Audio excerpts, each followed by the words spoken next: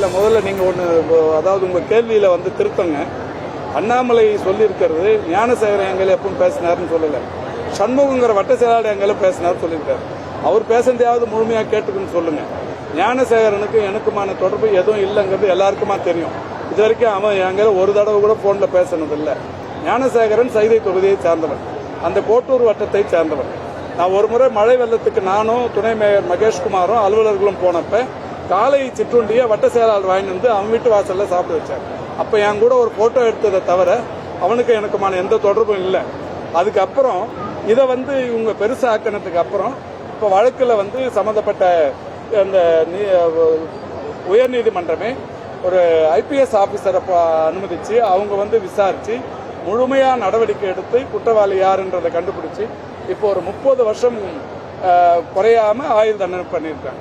இதில் நீதிமன்றமே காவல்துறையின் நடவடிக்கையை பாராட்டியிருக்கு. இந்திய வரலாற்றிலேயே ஒரு இந்த குற்றச்சாட்டுக்கு ஒரே ஒரு 5 மாசத்துல நடவடிக்கை எடுத்திருப்பது என்பது இதுதான்.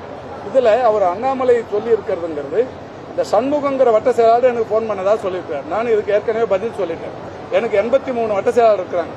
வட்ட செயலாளர்கள் அன்னைக்கு அந்த சண்முகம் எனக்கு போன் பண்ணதுக்கு காரணம், அதே வட்டத்தில் ஒரு 2000 பேருக்கு நலத்திட்ட உதவிகள், முதியோருக்கு நலத்திட்ட உதவிகள் தரத்துக்கான ஒரு நிகழ்ச்சி, அதுக்கு எப்போ வரீங்கன்னு கூப்பிடுறதுக்காக என்ன போன்ல கூப்பிட்டுருக்காரு.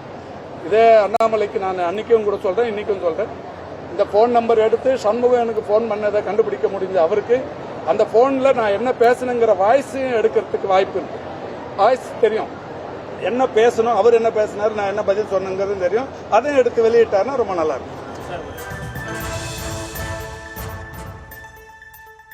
ஞானசேகரனிடம் ஒருமுறை கூட பேசியதில்லை என்று அமைச்சர் மா சுப்பிரமணியன் விளக்கம் அளித்தார். அந்த காட்சிகளை பார்த்தும் விவரங்களை பின்வரும் செய்திகளில் விரிவாக பார்க்கலாம்.